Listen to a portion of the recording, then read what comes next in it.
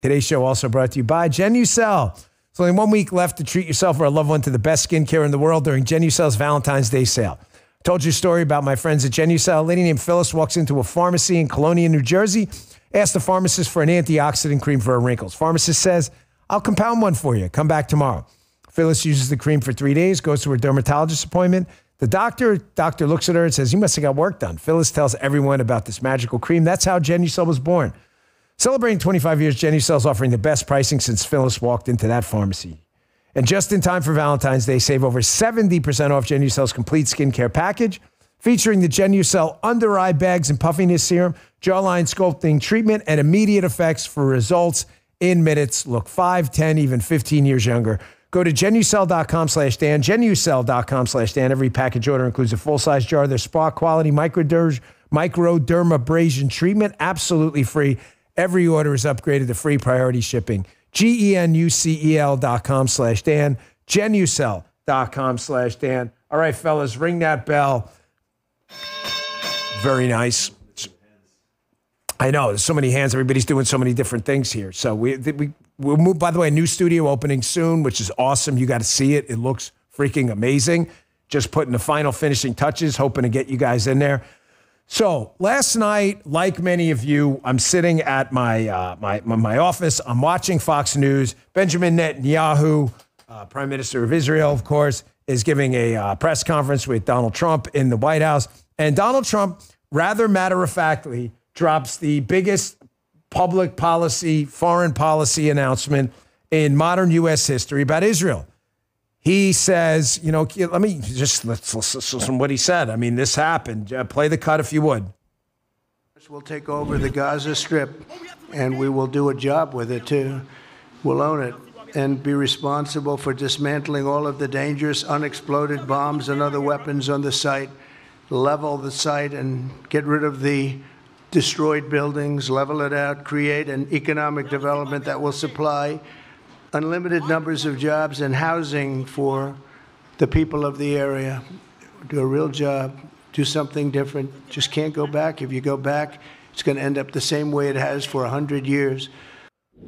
Ladies and gentlemen, cue automatic media, liberal, progressive meltdown. People were losing their minds. Nobody knew what to do. Folks in the chat, how many of you were watching it live and responded how I did? He said that so matter-of-factly, and there was, if you're going to make a major foreign policy announcement, typically what they do in the past is they tee it up. Tune in at 8, whatever, big announcement. Nobody said anything. This thing was delayed for, I think, an hour and 37 minutes or something like that, and now I think you know why. Here's what I think happened. He's sitting there in the Oval Office with Netanyahu. He's obviously telling Netanyahu he's going to say this. And Netanyahu's got to be looking at him like, what? You going to say that now? You're right. He's like, he probably laughed the first time. Like, no, really? Like, is this real? Cue media meltdown immediately. Everyone lost their minds. Folks, Joy Reid didn't even know what to say. They were on MSNBC like, is this real? Do we react? Are we being played? Listen to me, okay? I'm going to help everyone out here. I can't say this enough to media people who constantly misinterpret and overreact this guy. This is the largest MAGA show out there, period. We're always ahead of it. We always drop W's because we don't overreact and we know Donald Trump's debating and negotiating strategy. What is it? He does this all the time, folks. He drops a bomb maximalist position. In other words, 1 to 100, he drops 99.6. He's actually thinking 55.7, but he understands that even though he's thinking 55.7, that if he drops freaking 99.6 and he gets 75.2, he's about 20 points ahead of where he was at 55.6. About. You get it? He does this all the time. 25% tariffs on Canada. Okay, we're going to shut the fentanyl off. Okay, we'll delay them. He does it all the time. How many times are you guys going to get played? Holy shit, watching the media overreact is freaking hilarious. Every time. What do you think he's doing? You think he's going to drop the 101st Airborne into Gaza tomorrow? I'm sorry, man. It's just comical watching these people after now 4 years and 2 weeks of Trump, the 2016 term, and 2 weeks so far, that he does this over and over, and he always drops W's to Abraham Accords, and people they just keep falling for it. I'm sorry, I didn't finish my thought before. I've been so excited about today's show because I feel like if people would just watch this show, they would stop overreacting and have a better lick their finger feel for politics where the wind is blowing. My gosh. Did you guys respond like I did last night? I was telling the boys this morning when I came in. I hear this thing, and it was like he said it so matter-of-factly, I had to like rewind the thing. And I'm like, did he just say what I think he said, that the U.S. is going to take over Gaza? And I think the media was so surprised. If you guys missed it, the first question wasn't even about this major foreign policy statement prescription he put out. The first question was totally unrelated. And then Kelly O'Donnell from NBC, who's no friend of ours, by the way, but I think was the first one who got it, basically grabs the mic and is like, did you say we're going to take over Gaza? Like, she was the first one, I think, who caught it. Folks, he stakes out a maximalist position. Here's what's going on in Donald Trump's head, and I want you to think about this in context of the Abraham Accords. We don't cover a ton of foreign policy on this show. This is important because it's not just about foreign policy. It's about this is going to happen for 4 years. The Trump people I know have assured me and other people that the pace of change is not slowing down. This isn't a 2-week thing. This is a 4-year thing. So you better get used to it. And if you're not watching this show and you're going to overreact to every single thing, your freaking blood pressure is going to be through the roof and your pulse rate is going to be 122 at rest. Everybody chill. Not you out there. You guys are awesome. You get it. To the crazies. I saw Jonah Goldberg on Twitter. Things are getting dumber. No, you're getting dumber because you keep getting played. Here's what's going on. Think about it in context of the Abraham Accords. You know what? Can you guys pull this? I'm sorry. I don't know. Michael, look this up. John Kerry. There's a clip of him saying that there will be no solution to the peace in the Arab world without fixing the Palestinian problem. You have to understand with the Abraham Accords, Donald Trump, who does, listen to me, everyone, clearly, everyone put the horse blinkers on right now. Donald Trump does not give a shit about how you did things in the past. Let me say that again. He doesn't give a shit. All he cares about is fixing problems. When the Abraham Accords came around, where we had the Bahrain deal and the other deals over there, you know, with the air traffic and everything, they were great deals. Everyone told him, do not bother. You will never get any kind of a peace or cooperation deal, however you want to frame it, with Middle Eastern countries until you solve the Palestinian problem. Everybody said that. If we can find the John Kerry thing, I'll play. But folks, it wasn't just Lurch, John Kerry. Everybody said that. Guy, did everybody not say that? You don't fix the Palestinian problem, don't bother. Donald Trump's like, why? I'm just going to cut a deal, and I don't buy any of that shit. And you know what? He did. And everybody thought he was crazy. Hold that thought. You can't do that. You're never going to cut a deal. Abraham Accords ain't going to happen. Fix the Palestinian problem. No, we'll fix that later. I'm doing this first. What else did they tell him? Remember when he moved the embassy to Jerusalem? What did they say? World War III. It's going to be over. The Arab world will never accept it. The whole place will get nuked. Did that happen? No. It didn't? Did it? Send me the World War III articles you have that happened in the middle. Oh, they didn't happen. It didn't happen. World War III didn't break out until Trump left office and October 7th happened when he wasn't in office. Everything these foreign policy experts, this is important, man. Listen to this, you dumbass media morons. Everything the foreign policy intelligentsia has told Donald Trump about the Middle East has turned out to be bullshit. How does this apply to yesterday? Everybody freaking out. Going to occupy the Gaza, the Middle East. Chill. Donald Trump is looking at Gaza, this little strip of land, tiny little strip of land. And Donald Trump, this waterfront, beautiful property that was, by the way, only handed over not that long ago to the Palestinians. So anyone telling you, oh my gosh, the Palestinians been there forever is full of shit. What was it, 2005 they handed it over? 2005, not 1905. So let's not pretend this is some generational thing, okay? That's just the hard facts. You don't have to believe it. I don't care. It's reality.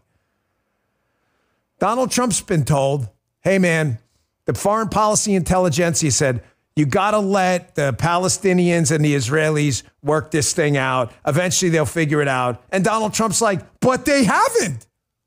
But they haven't. The Israelis gave the land back to the Palestinians, who then used the land to bomb Israel. Whatever side you're on, you know where I stand on this. I've been very clear about my position about who the good guy and bad guy is in this fight. Wherever you stand, can we both agree that's true? Did it happen or did it not? End of story in the chat. I don't care how you feel. Just can we agree on the facts? Israel, whatever. They gave them back the land. Did it happen? Okay, yes, thank you. What happened? Attacks were then launched into Israel. Whatever position you have, that happened. Trump's like, clearly no one's fixing it. So here's what he said. He probably walked into Netanyahu, probably totally blindsided him and said, hey, I'm really, language alert, I'm sorry, but it's important here. Because this is probably the language used. So I don't mean this for effect. I can almost guarantee you he walked in there and said something to this effect and probably used the language too. He said, guys, you guys fucked this place up. I'm going to unfuck this right now. I'm coming in there with the big stick and I'm going to fix this place if I got to develop the damn thing myself if you guys don't unscrew it. I'm telling you that's what happened. You can believe it or you can laugh. I've been right about everything. You media people are always wrong. Here, you doubt me? Here's Politico playbook. I mean, these are like outright communists over at Politico this morning. They talked to some off-the-record guy. The official argued it's in the interest of other Arab powers like Saudi Arabia to find a solution to the conflict. Bongino's right again. Thank you. And that Trump throwing his ideas out there might inspire others to counter. As the source said himself, we'll see. Somebody gets it. Whoever Politico spoke to, shockingly, even a blind squirrel gets a nut, is 100% correct. He's telling the Saudis, he's telling UAE, he's telling the Kuwaitis, the Jordanians, he's telling everyone in the region, you guys have not this problem in 100 years. Fix it. Or I'm coming in there to do it. A couple other thoughts here. Trump is tired of the perma-war, okay? The permanent war status of the Middle East. Israel, Palestinians, Israel, Egypt, Israel, Jordan, Israel, Syria, Israel, Lebanon, Israel, the Golan. He's tired of it. He is the commander-in-chief of the most powerful military force in the cosmos. He's tired of it. He's telling them, un-F this situation, or I'm telling you, we're going to go and take it. He doesn't want the perma-war anymore. So for those of you out there saying, and by the way, I don't blindly defend anyone, and I hope you understand that. President Trump and I have a lot of agreements on a lot of issues. That's why I support him. We don't agree on everything, but don't tell me this guy's a warmonger. He's doing the exact opposite. He's tired of this situation. Perma war's over. He's saying, number 2, fix it or I will. Third, he is trying to refocus the Hamas demon savages who just continuously go to the table and renegotiate on terror. We'll release a hostage. We change our mind. It'll be tomorrow. It'll be the next day. We're going to hold a few more. Now he's like, okay, I'll tell you what. You guys attacked on October 7th, and you thought you were going to establish like some new Hamas-level caliphate in the area, and Israel was going to be wiped out and abandoned. Trump's like, he's telling both sides, you guys better work this out because Hamas, now you will have nothing. You will have absolutely nothing. I will take everything from you. He is telling these Hamas clowns, you better get out. We gave you a shot. You effed it up. It's time to go, or you will have nothing. We will take everything from you. He is also trying to refocus the Arab world. He has repeatedly asked the Arab world, who claim to be for the Palestinians, why won't you take the Palestinians in? Remember, from, 48 to 67, who controlled the West Bank, that area? Judea and Samaria? The Jordanians. Why didn't they create a Palestinian state? Has anybody asked that question? Anyone? Jordan, no, we don't want to take in Palestinians. You're the ones advocating for them. Go take them in. Egypt's the same way. Egypt closing Philadelphia. No. Don't come here. Well, you got to really take care of the Palestinians. So take them in. You got a whole shit ton of land. Oh, we don't want to. Trump says, you don't want to? I'm emptying the place out. We're going to clean it out, clean up the ordinance. We're going to get, by the way, I don't want any taxpayer dollars paying for this. This has to be a regional thing. All you people say you want to help the Palestinians, here's my opening offer. I'm clearing everybody out of there. You're all going to put in billions of dollars. You're going to rebuild the place, and then you can move the Palestinians and others back in. There you go. Here's what's your counteroffer. Do you not see what's going on? He's sick of the perma war, man. Stop falling for every single maximalist position. By the way, I'm going to get to this in a second. Got to take a quick break. As you can tell, I came in today fired up for this show for obvious reasons. Something came out yesterday with the CIA. The Central Intelligence Agency, almost the entire workforce was offered a buyout. Ladies and gentlemen, I'm not so sure these two stories are unrelated. I'll show you what I mean in a minute. Really? Speculating a bit, to be fair, but we haven't been wrong about anything. Not lately. Not in a long time. Hey, is your risk high that an IRS agent is about to show up at your door over unpaid taxes or unfiled returns? Or that the IRS is about to freeze your bank accounts? Look, understanding your IRS risk level helps you decide how quickly you need to act.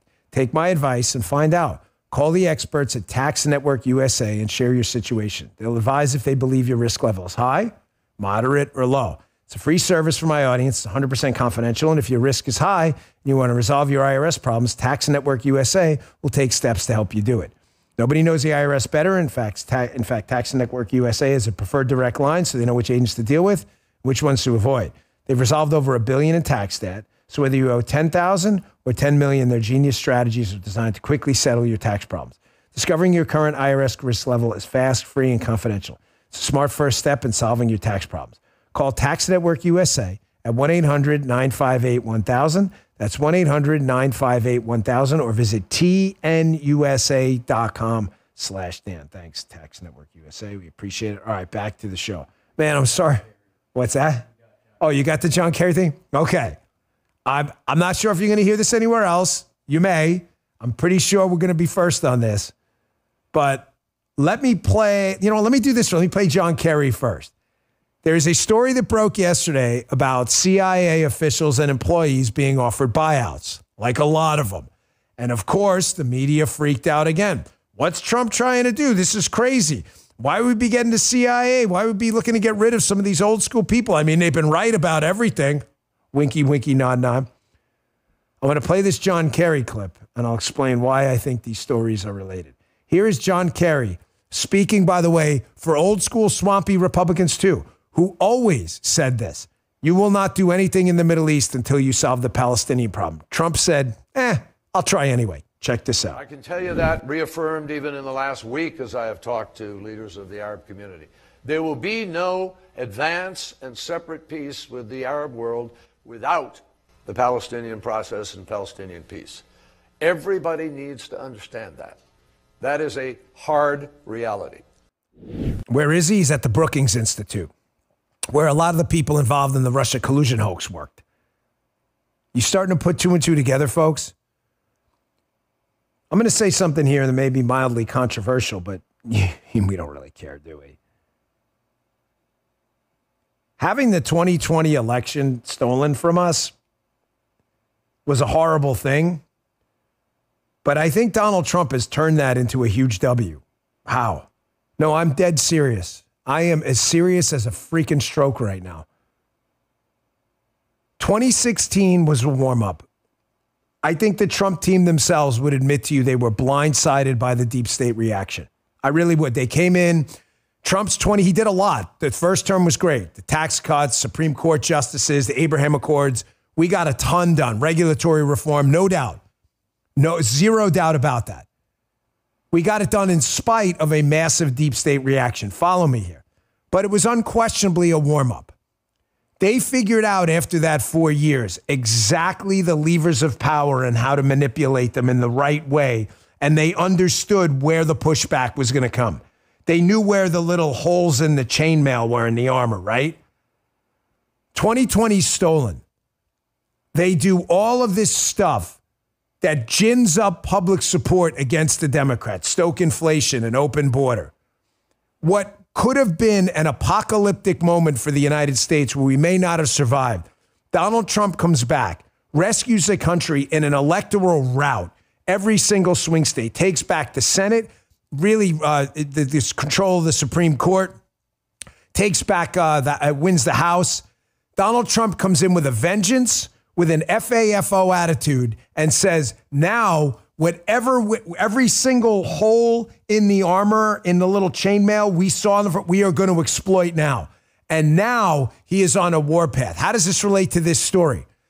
He is tired of the intelligence community lying about the collusion hoax, about the Hunter Biden laptop, about there's never going to be a solution to the Middle East, Mr. President. Just sit down and shut up like every other Republican and Democrat. So you know what he said? If you guys can't provide freaking intelligence, then get the hell out of here and I'll do it myself. You want to see what happened? Play the clip from Jesse Waters' show last night. These stories are 100% related. You guys, he's saying to a lot of these, and to not every single one of them, but to some intelligence folks out there, you guys have effed this thing up. I've given you a shot. It's Trump time now. Watch this. CIA has reportedly just offered a buyout to its entire workforce. Everyone in the agencies telling employees late today they can quit their jobs and receive about 8 months of pay and benefits. It's a part of Trump's push to downsize the federal government. Folks, the stories are, I'm absolutely certain the stories are related. Obviously, again, we use humor a lot and sarcasm to keep the show entertaining, but this is not an entertainment show. Hopefully it's educational entertainment, okay? He's not kidding around. The FAFO presidency is 100% a real thing.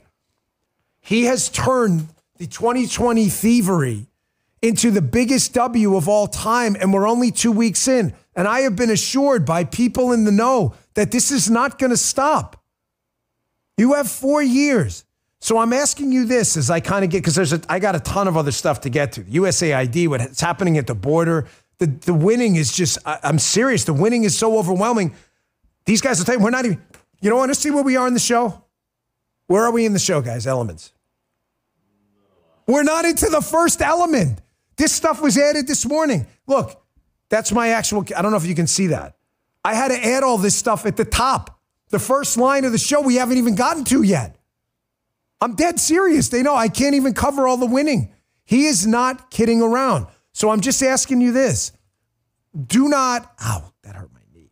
Oh, gosh, I moved at the wrong angle. I'm just asking you this.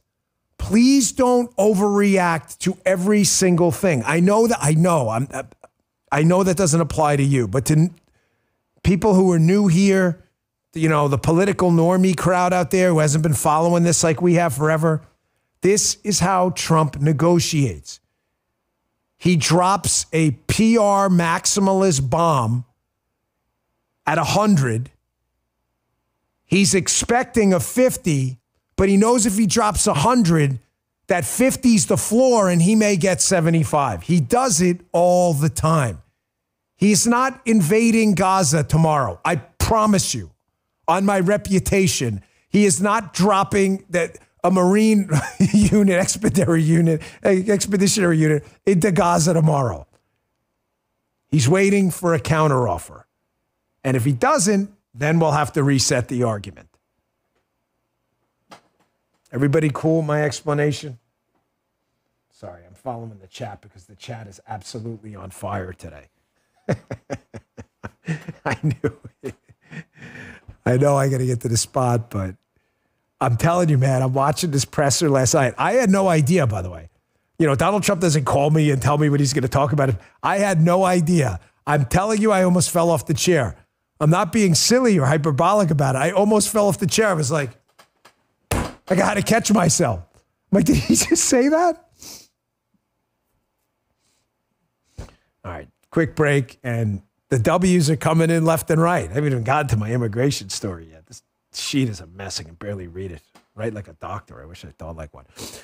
Hey, Paul and I only have Helix mattresses in our house because they're the best we've ever slept on. The only problem with the Helix mattress, you never want to sleep in a hotel because you want to desperately get back to your Helix mattress.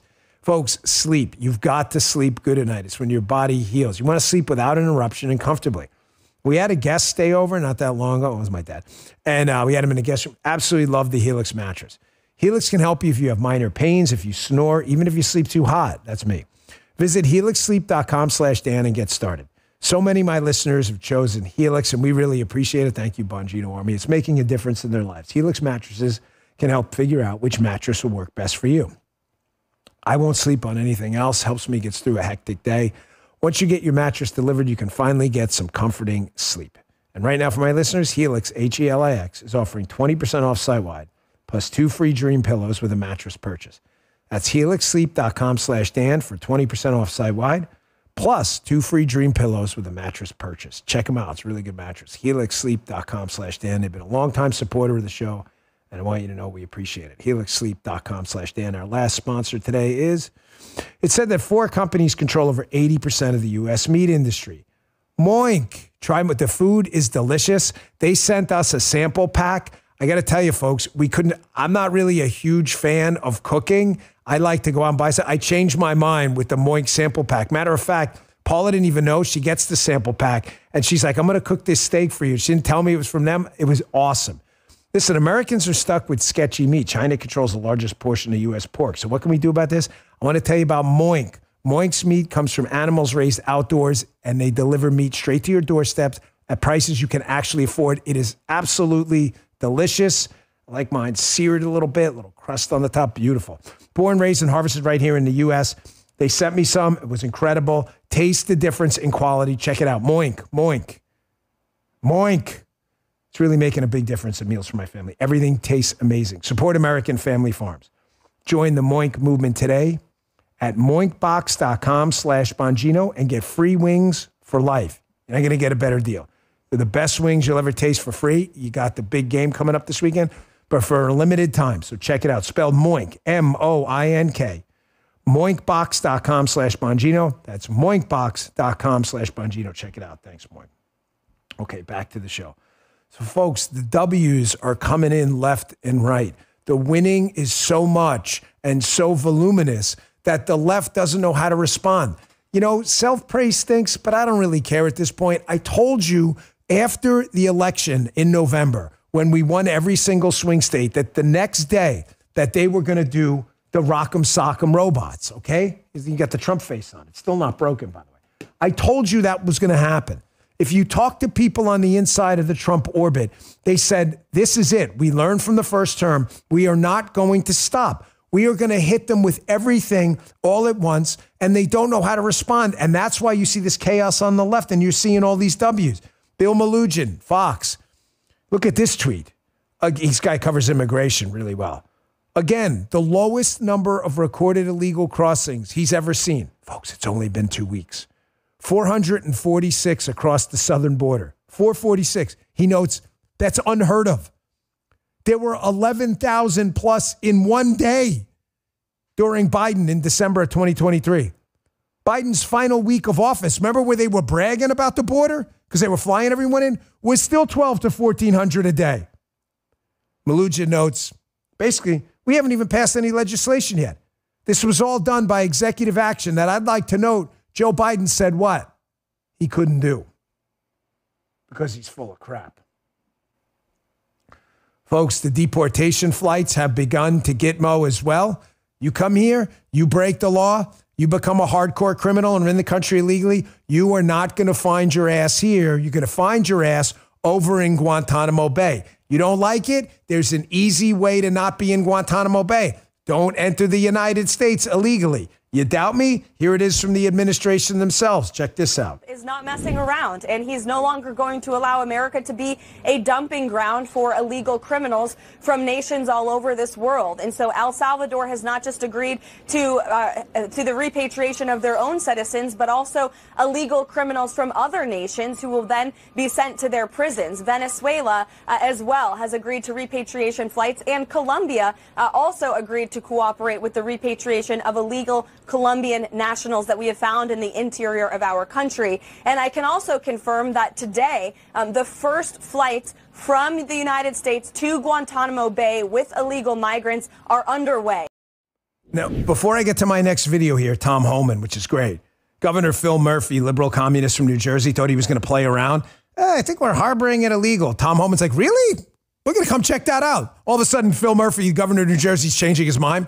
Before I get to that, I want to get big picture again. Pull yourself out, bird's eye view here.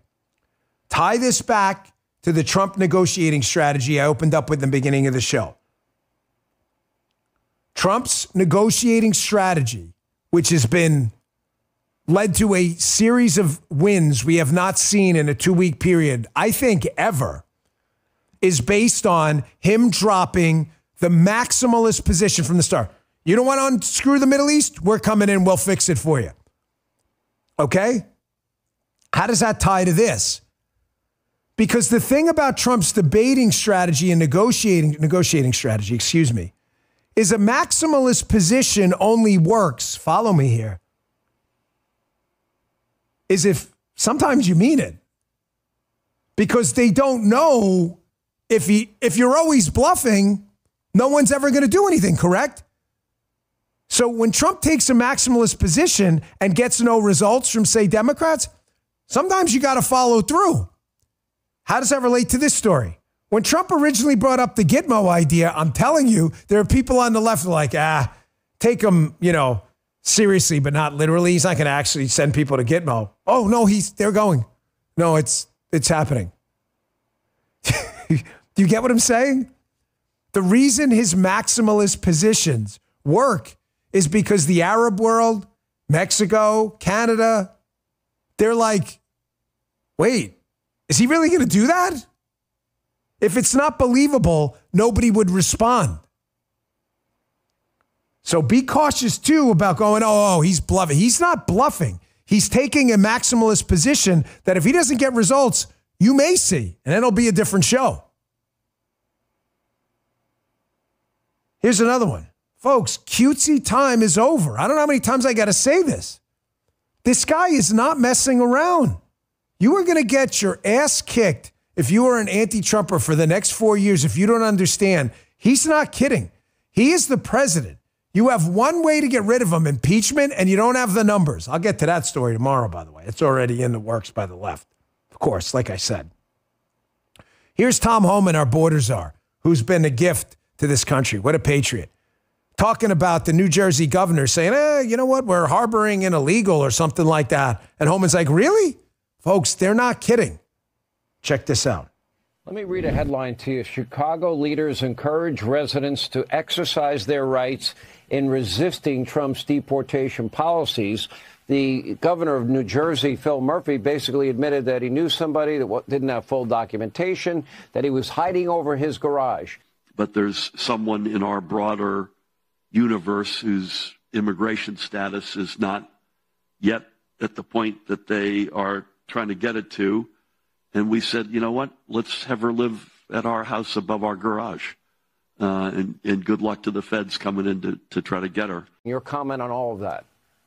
I think the governor's pretty foolish saying what he said, because I got note of it, won't let it go, we'll look into it. And if he's knowingly harboring, concealing an illegal alien, that's a violation of Title 8 United States Code 1324. I would seek prosecution, or the Secretary would seek prosecution.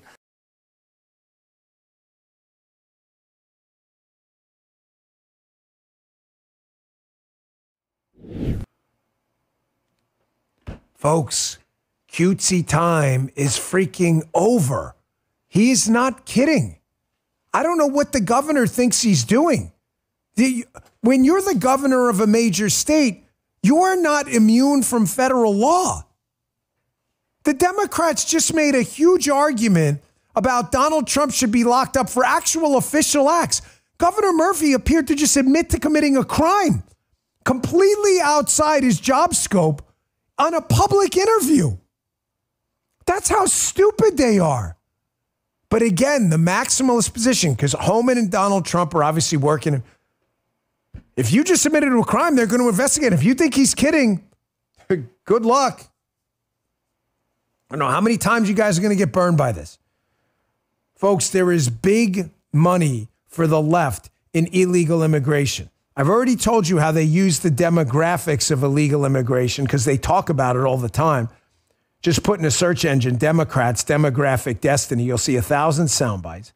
They use illegal immigration to keep their voting power and their populations high in blue states, so they can keep their members of Congress and maintain electoral college power. But there's another reason they love illegal immigration too. And the other one is there's huge money in it for left-wing NGOs that then go out and gin up support for Democrats as they're taking money from the government for illegal immigration. Did you see this clip? These numbers are staggering. There are big, big dollars to be made if you support an open border. You want to know why people love illegal immigration? Follow the money, bro. Watch this. Well, I'd like to ask Mr. Carroll and anybody else who would like to answer this, can you name some of these NGOs that have specifically taken these hundreds of millions of dollars and not used it to protect these children? Catholic Charities, Lutheran Family Services, Jewish Family Services. I spoke to a gentleman that works in DHS. He actually sends the electronic fund transfers, and I asked him, sir, tell me who do you send, who are you responsible for, and how much is the largest check you cut? He said, I'm over Jewish Family Services, and I cut a check for $600 million. And I said, is that for like 3 years? And he told me, JJ, get in the game. That's 2 or 3 months, and it's renewable. That's one NGO. And I said, well, Catholic Charities is bigger than Jewish Family Services. Yes, they get the same or more. I don't care what your religion is. If you're breaking the law, I'm a Christian. I would never support a group that said Christians for illegal immigration. Folks, there's big money in this. And to the opponents of Donald Trump, he is not kidding. There is a reason he's got Doge in there. There's a reason he's got Elon in there. Cutesy time has absolutely come to an end. Pete Hegseth, Secretary Pete Hegseth was down at the border, Secretary of Defense as well. They have now effectively moved military assets to the border because they are telling you and they're warning you the freaking border's closed, bro. You think we're kidding? You're going to find yourself in a prison or in Guantanamo Bay. Do not test us. Here was Pete Hegseth. This is quick, but the secretary was down there at the border, was talking to a bunch of our military officials here. And this is what we need. This is why the recruiting numbers just 2 weeks in have spiked to highs we haven't seen in 15 years for our military. Thank you to all the wonderful patriots who've signed up. We love you. Here's Secretary Hegseth. We are war fighters. That's what we do. It's not a freaking social justice experiment, our military. Watch this. It's real basic. It's real straightforward. We are war fighters. We train to be lethal. We train to prepare for and fight wars if our nation requires us to do so. Full stop. End of sentence. Folks, have you ever seen such a transformation like this between the border, between the military, between Elon and Doge, and the gutting of government agencies that have worked against our interests for years? Have you ever seen anything like this? I'm telling you, it reminds me of the movie Seven. Remember when they're trying to find a serial killer, Brad Pitt, Morgan Freeman, and he whispers in his ear, have you ever seen anything like this? Folks, I knew Donald Trump was coming into office to shake things up. So did many of you. You know, I knew the rock'em sock'em was coming. But I got to tell you honestly, this has far surpassed my expectations. He's not kidding around, and he's hit them with so many different fronts, they don't know what to do. Now, yesterday I said it's his most important fight yet, this fight with USAID, and I'm sticking to that. USAID, not USAID, don't fall for the scam. It is not an aid organization. It is a deep state slush fund screwing over America. The left has chosen this fight, at least for yesterday, until the Gaza thing happened last night. They have chosen this fight to melt down over because they realize if they don't have the deep state funding a censorship operation. And by the way, Chris from Rumble, Chris Pavlovsky, the CEO of Rumble, he tweeted out this morning. So let me get this straight. USAID, did you see the story that broke this morning? USAID was funding left-wing media outlets in the United States to the tune of millions of dollars that then went on and attacked Elon Musk and Rumble. Chris tweeted that out, and then Elon wrote, agreed, look at this. Do you understand your tax dollars are being used to censor you? That's why the left is freaking out. They have to censor you, or else leftist stupidity will be exposed as you expose it. You're the media now. So the meltdown continues. It was a deep state slush fund, USAID, and it was a jobs program. Now you're starting to realize, is this starting to make sense to you? Folks in the chat, man, pay attention. This is really important, okay? Do you understand everything I've told you is now kind of coming to fruition here? Everything the left does is fake. Their media model is fake, funded by your taxpayer dollars and BS. Their elections, fake. Their base, fake. Their media audience, fake. Their issues, fake. Everything the left stands for is fake. Trump has exposed all of it in 2 weeks. That's why you see this last night. Joy Reid, who at the end of this claimed later on that this is a coup, this battle against USAID. She, of course, is the gold medal winner in our dopey media talking head Olympics. Expect these meltdowns to continue as they realize they can't censor us, at least with our own money anymore. Watch this. We begin tonight with a full-on crisis in our democracy, as federal workers are literally locked out of their offices while operatives working for a private citizen essentially take over our government. Their tactics include turning off our federal websites, deleting government-funded research that you, the taxpayer, paid for to impose speech codes, bullying news organizations by demanding interview transcripts, implementing an FBI purge, locking federal workers out of their computers, and even turning them away at their offices while giving themselves, without congressional or any other authorization, full access to the personal data of tens of millions of Americans. The personal data of tens of, you mean like the OPM hack that happened under Obama, or the hack of our infrastructure system under Biden? So you've got an American citizen, by the way, subject to the same rules everyone else, are doing nothing illegal, going in and looking at payment systems that have paid off terrorists and everyone else. And Joy Reid's freaking out about it. Why? Because when the money dries up, so does the censorship. And then idiots like Joy Reid, if they can't censor you, are forced to defend their own stupidity. That's why they're freaking out. Have you ever seen anything like this? I know you haven't. because I'm 50, so I'm going to guess 50 years old, that about half my audience is above and below my age. I have never, ever in my 50 years on this planet seen anything like the last 2 weeks. Ever. I don't know how I'm going to recover from this show after 4 years. I'm going to have to start taking blood pressure medication. Here's a USAID employee. This is an ABC segment talking about how Elon and his crew of mini brainiacs came in to look at the USAID system, and all of a sudden they started putting away the pride flags, and all of a sudden it's a workplace. It's not an activist zone. You want to put all that stuff up? Fine. You have these beliefs? Fine. Put them up in your own house. It's a constitutional republic. Notice how that's the first thing they focus on in their government jobs, by the way.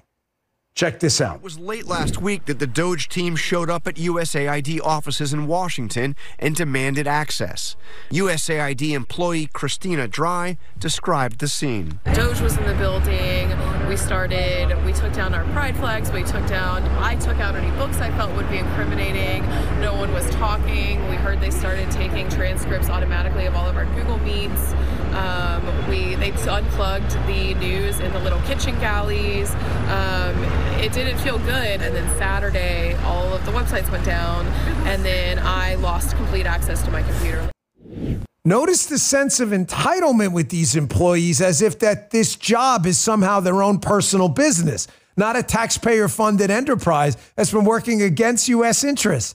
Ladies and gentlemen, USAID is a huge deal. It is the biggest fight right now. That's why always measure the effectiveness of what you're doing by your opponent's response. They are freaking out at about a level 8.5 out of 10 because when the money train to all these left-wing organizations dries up, then they stop ginning up voter support. They stop knocking on doors for Democrats. If you're like, oh, it's only $40 billion, their budget, you have any idea? Folks, the Donald Trump presidential campaign was about $1 billion. Can you imagine what $40 billion will do? It's a huge deal. This is a great clip. It's a little long, but I want to let it play out. It's about 1:30. It's worth your time.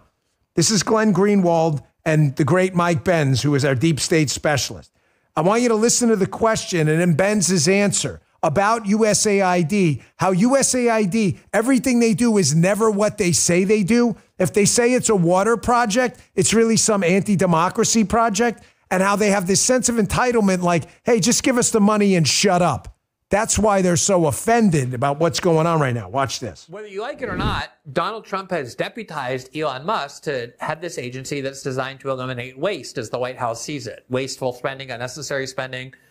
And so when the people that are part of this effort that Donald Trump has created after he won the election went to USAID, and it's happened in other agencies too, you see almost this physical resistance, like, how dare you come into our realm? You don't run us.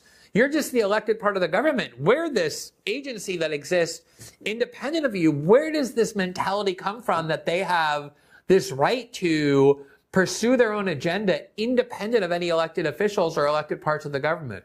Well, the entire agency exists as a carefully constructed lie. And just like James Clapper and John Brennan and Leon Panetta, these are the holders of the great American, closet of skeletons of state secrets. And you don't just hand that over to a random taxi cab driver because 51% of the population elected him because he does funny TikTok dances. What I'm trying to say here is if you remember the recalcitrance around sharing intelligence with President Trump, both in his 2016 presidential run and then again in the lead up to the 2024 election, I think what's happening at USAID is essentially an echo of that, which is that USAID is supposed to be untouchable. I mean, virtually, there's no USAID project on God's green earth that is honest. That is probably the most critical piece of information you can have. The USAID effort is not genuine. They're not out there trying to help people. They're trying to enact a bunch of anti-democratic and prop up a bunch of NGO left-wingers who are going to help Democrats stay in power. That's it. That's why you saw an insurrection yesterday up outside of USAID. You did? Yeah, did you miss this? By the Democrats' own definition of an insurrection, invading buildings, walking through open doors, this was an actual insurrection. This happened yesterday. This is why they're freaking out. Watch this. This is about 15 seconds. Check this out. As you probably saw, Elon Musk and his crew put a gag order on AID employees. They disconnected them from email, which is putting lives at risk around the world. So we are here to enter the building, and so we can hear firsthand from whoever is here at AID, or at least witness firsthand what is happening with this Elon Musk attempted takeover, which will not stand. We will prevail. Let's go.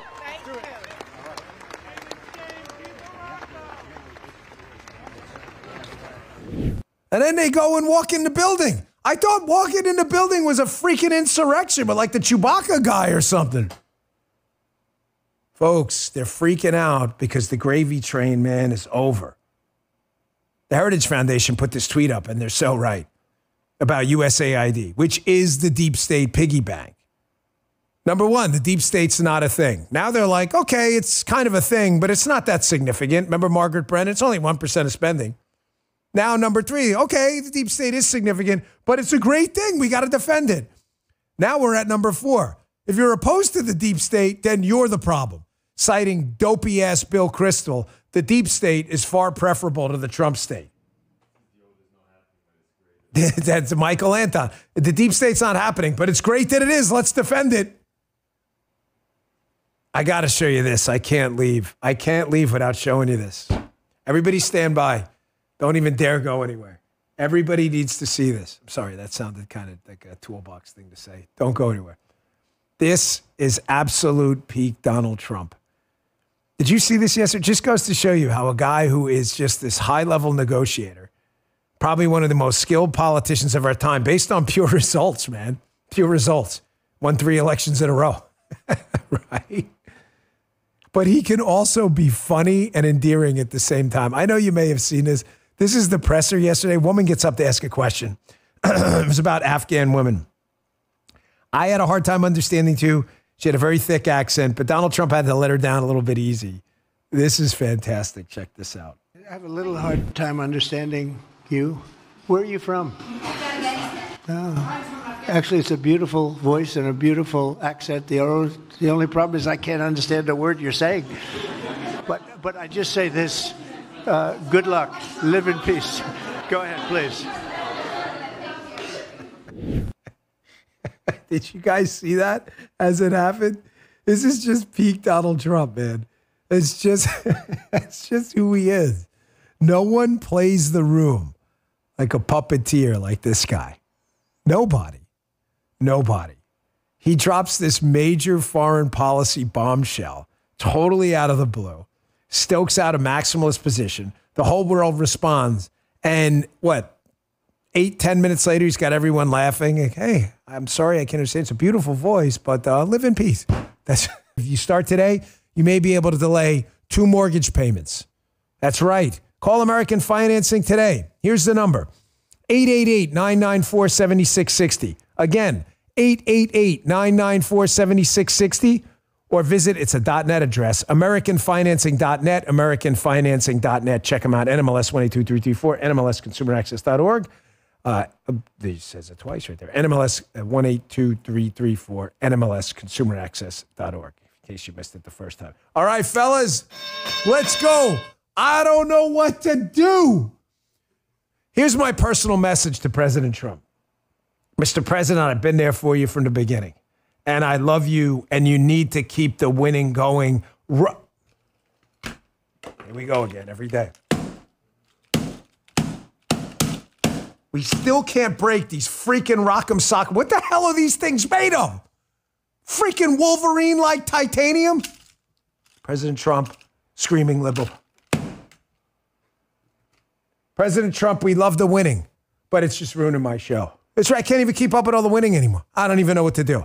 This is just in the last few hours. Breaking. I told you about Susan Collins, did I not? Ladies and gentlemen, Susan Collins is a senator from Maine. I am not telling you I agree with her on a lot of these decisions. She's going to be a -1 a lot. She's going to be a +1 if she feels she can get reelected in Maine. She's the best you're going to do in Maine. Our problem is Murkowski. Murkowski's in a red state. Collins has announced she will be a yes on confirming Tulsi. Excellent. This is a really good move because some other Republicans are giving us a bit of a hard time. She gives us some breathing room. Remember, we have 53. If Tulsi gets out of committee, which I think is going to happen, we're now on a glide path there.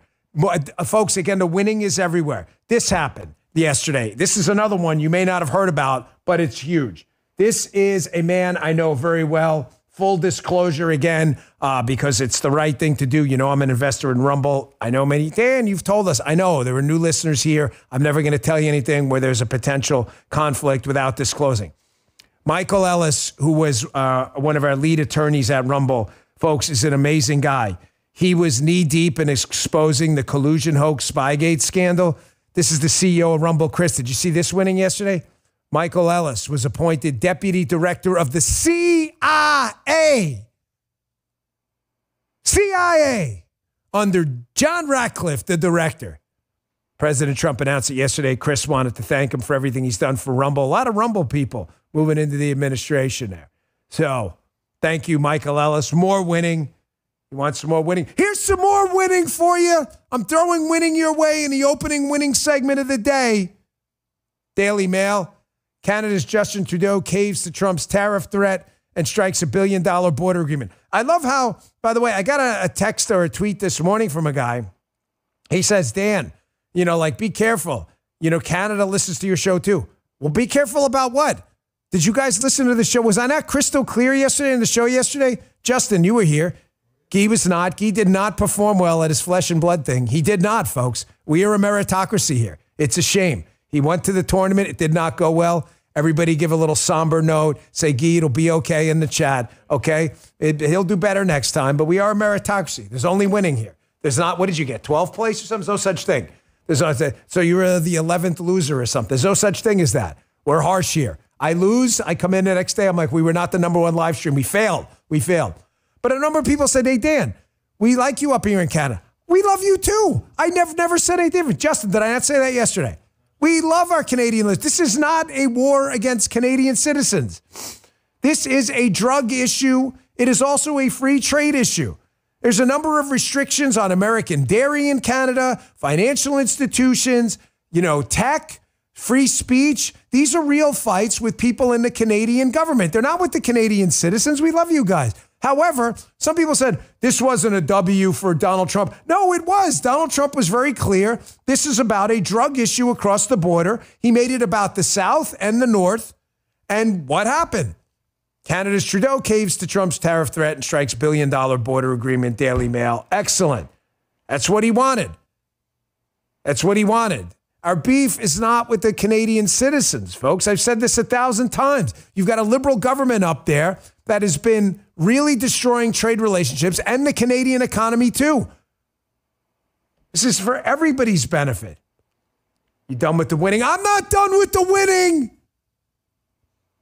And either is President Trump. The judges ruled,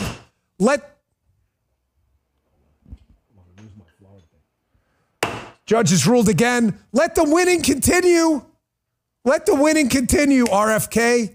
Did you miss it? Just happened. If you're listening on demand later in the day, it just happened a little while ago. Senate Finance Committee advances RFK Jr. nomination for HHS Secretary. That's going to happen now. He's not going to lose a floor vote now. Knock on wood. Don't want to get ahead of myself, but absent something crazy, looks like we're on a glide path. We could be good with Tulsi. Fingers crossed. Looks like RFK. We're good. Are we done with the winning? Are we done with the winning? We're not done with the winning, folks. Dan, why are you yelling so much? Because I am in a freaking mood.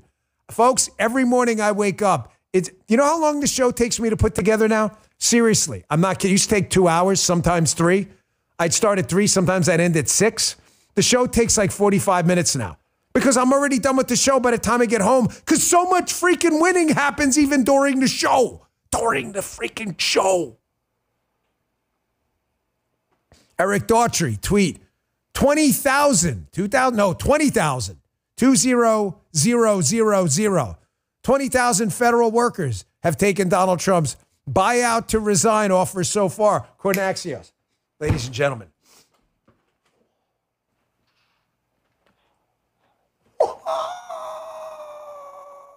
You got to do the flex at the end. Bruce Lee, stop, watch. Remember Bruce Lee? The flex at the end?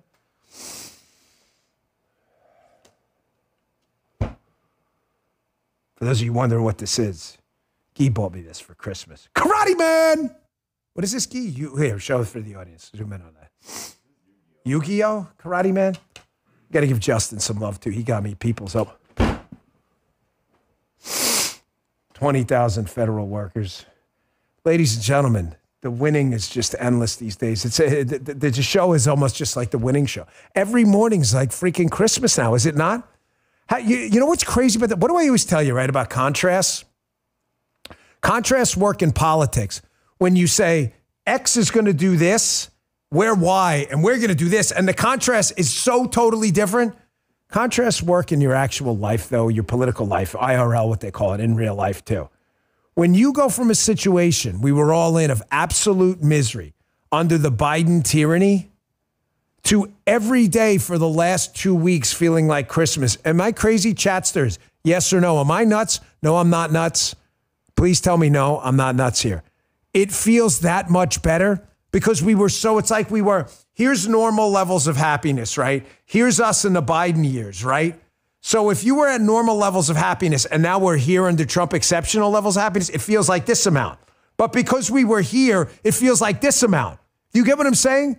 So it feels like the happiness and the elation is that much better. I know I'm not crazy. This has just been an amazing couple of weeks, and I got to tell you, I am really honored to be a part of it on the content creation side and motivating the Bongino Army to get big things done. However, there is a really big fight out there. And ladies and gentlemen, if you follow the Twitter traffic, the true social traffic, the social traffic out there, you are probably starting to understand the Democrats are in, I don't know, the words meltdown are probably overused. Melting down, meltdown. The Democrats are absolutely freaking out in a total panic over USAID. And please don't call it USAID. It is not an aid agency. It is not, the Democrats call it USAID for a reason. All right, damn, you're picking nits. I'm not picking nits. They call it that because they want you to believe it's about aid. It is not about aid. It's about deep state pockets of money used to infiltrate governments, NGOs, and other places for an anti-American censorship agenda. It's Agency for International Development. You call it USAID. Do not call it USA. Don't fall in the trap. Even Rubio did and then caught himself right away. You'll see what I mean coming up. Folks, I can't explain. Listen to me, okay? Let me calm down a second because I'm very excited about today's show. USAID is probably the single greatest slush fund for the deep state you've ever seen. What do I always tell you? Measure the effectiveness of something you're doing by the level of panic on the left. If they're panicking about something, it's for a freaking reason. If the level of panic was 1 through 100, right, I would gauge the level of the freak out at about a 95 right now. They are losing their minds because their slush fund for censorship, for anti-democratic movement, socialist governments, transgender ideology around the world is going to dry up if Donald Trump does what he's doing with Elon and gets rid of USAID. It is ground zero for the fight against the deep state. Listen to me. Very simply stated, sound bites and snapshots. USAID is the deep state slush fund. You empty it out, the deep state, you'd have to volunteer your services, and none of these people are going to do that. Folks, this is important to me. Seriously for a moment here. I've been fighting this fight for too long. What started with Parler, which, believe me, nobody knows the real. I love when people, I can't say this enough, I love when people comment online about it who have no idea what happened there. What happened there, what started there, what I saw behind the scenes, the left-wing NGOs, the government pressure to stop you from speaking online. What later turned into paralleleconomy.com and then turned into investments in Rumble and elsewhere. What I have seen behind the scenes, the war against free speech by these deep state NGOs funded by places like USAID. Folks, I could fill a book with it. Oh, look, I did. So I wrote books on this. If you read I'm not trying to sell you my book. I'm just saying in advance. Get it from the library. I don't care. Borrow it from your friend. There are 100,000 plus copies out there. My book, Follow the Money. It's right there behind me. My book, Follow the Money. I want you to please read the chapter called Insane in Ukraine. The whole book is about following the money trail, NGOs and stuff like that, how it played into collusion and everything else. But the Insane in Ukraine chapter in my book, Follow the Money, you want to see how USAID, operations like that work with NGOs and Soros and how it fit into Ukraine funding, the impeachment hoax. It's all in the chapter's not even that long. It's about 15 pages. Your eyes will be wide open. It'll blow you away. Follow the money. Just read that one chapter. That's all I'm asking. Insane in Ukraine. And you'll see why USAID and these other places, why this has been on my mind for a long time. Let me get to some video here. The great Mike Benz, who we love, deep state specialist Mike Benz, a PhD level deep state analyst. Benz posted this video online. This is about a minute of a much longer video. I want you to notice, if you're listening on audio on Apple and Spotify, at the bottom is a little watermark of this video, and it says USAID right after you see it. What the hell was USAID funding operations like this, where the first minute of their video is all about censorship disguised as, you guessed it, disinformation? Your tax dollars were funding this. Check this out. Disinformation has invaded online conversations on social media platforms, posing challenges to healthy information environments and threats to democracy.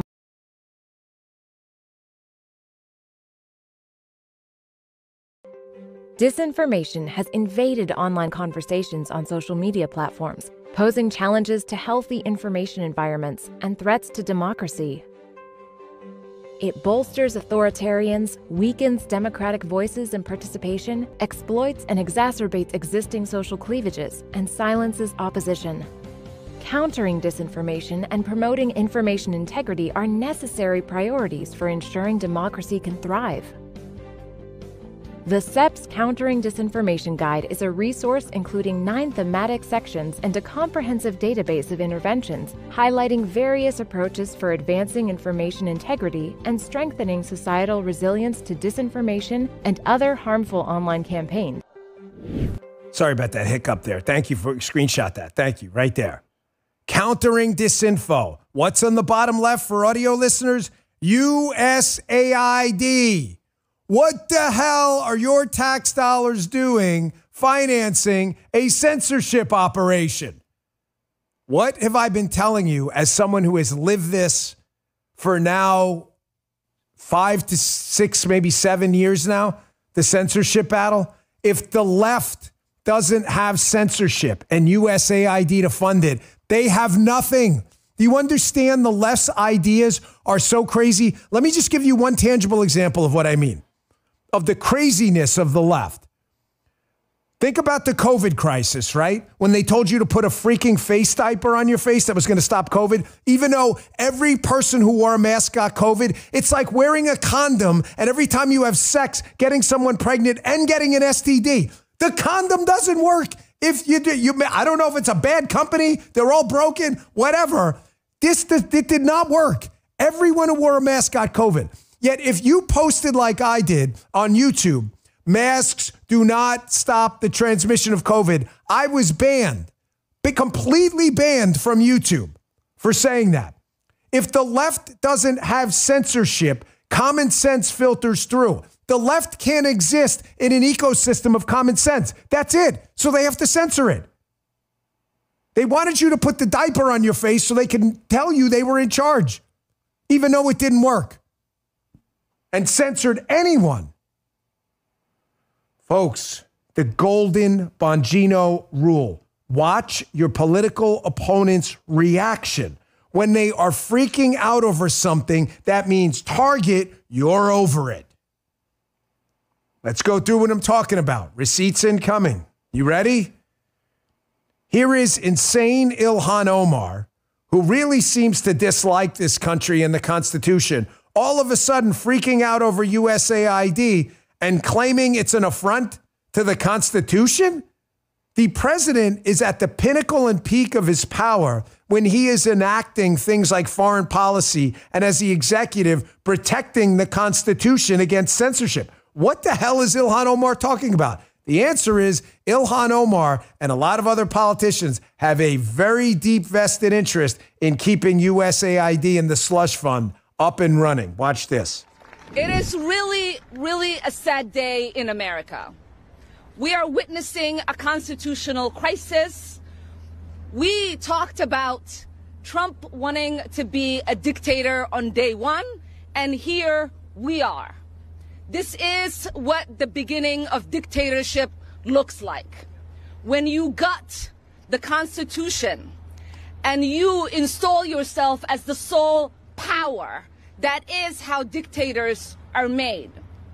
What Trump and Elon and all of their cronies are trying to do is take away the constitutional power of Congress. Always, always, always take it all in. Always. Measure the effectiveness of what you're doing by your opponent's response. Folks, when they're not saying anything, what we're doing probably has no impact on them at all. That's why they're not saying anything. They are freaking out for a reason. Do you notice they have two seemingly contradictory positions? You see Margaret Brennan in that clip I'm going to play coming up in a minute with Congressman Brian Mast. Well, what are we worried about? Foreign aid's only 1% of the federal budget. Okay, if that's so, then why are you worried about defunding USAID? I don't understand. You're fighting for it like it's the most pivotal thing in our federal government. On the other hand, you're like, yeah, but you shouldn't be worried about it. It's only 1% of federal funding, foreign aid. You understand how both arguments don't make sense? It doesn't matter that it's 1% or less of foreign aid. What matters is what they're doing with the damn money. Quick break, and I'm going to show you another freak out on the left, proving my point. Listen to me. That's why I titled the show this. The single most important fight going on right now is this fight against USAID. Quick break. You've seen the headlines: cyber attacks on the grid, drones in the sky, violent attacks on Americans. The ugly truth is no leader, no system can protect you from every emergency. Listen, in an emergency, if you're standing on a government food line waiting for help, you're probably going to be dead. When a crisis hits, food's the first casualty. Everybody starts panic buying and empty shelves happen. That's why I've made sure my family's prepared with a 4-week emergency food kit from My Patriot Supply for every member of my family, because we need to stay strong in a crisis. The kits have 2,000 calories per day, 12 essential vitamins and minerals you need to keep you strong when every meal matters in an emergency. Plus, My Patriot Supply foods are packed in ultra-durable, heavy-duty pouches and can last up to 2.5 decades in storage. Right now, they're offering $50 off their 4-week emergency food kit, so please don't wait.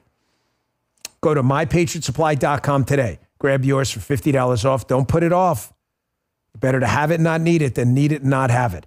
That's MyPatriotSupply.com to get your 4-week emergency food kit today. MyPatriotSupply.com. Back to the show. I want you to watch January 6th tyrant and all-around communist loser Jamie Raskin here. Again, going after Elon Musk for sensing that there's a problem with USAID when he got into the payment systems with the Doge and seeing where all the money was going. Watch Raskin freak out. This is because they need censorship, the left, to exist, because their ideas are crazy, and this was their slush fund. Watch this. Elon Musk. Elon Musk, you didn't create U.S. aid. The United States Congress did for the American people. And just like Elon Musk did not create U.S. aid, he doesn't have the power to destroy it. And who's going to stop him? We are. We're going to stop him. Notice how the Democrats call it U.S. aid. I'm not picking nits.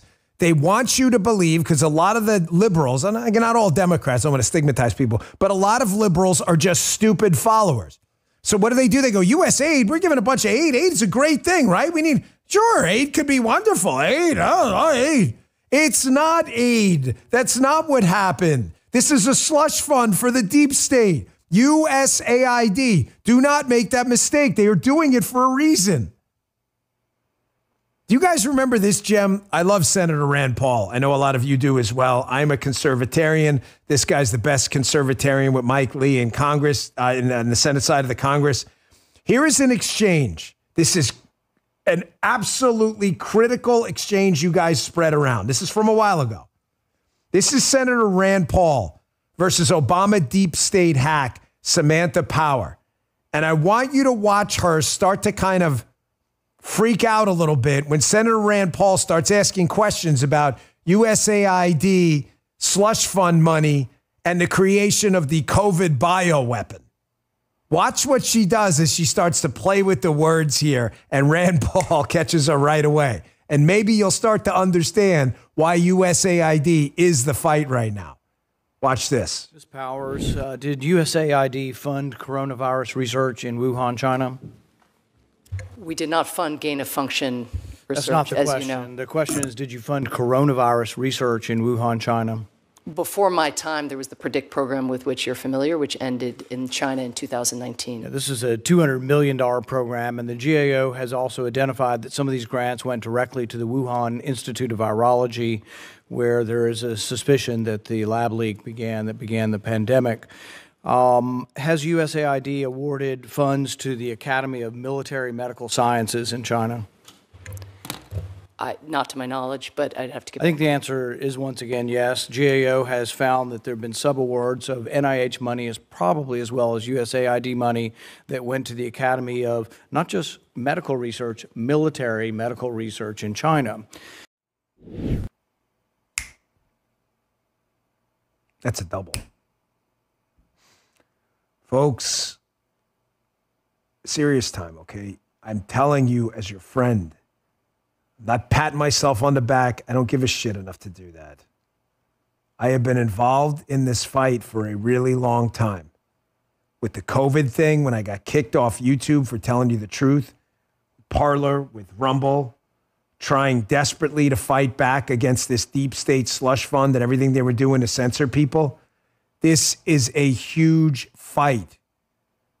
You name a global problem, and I can probably tie it back, either directly or by proxy, to entities like USAID.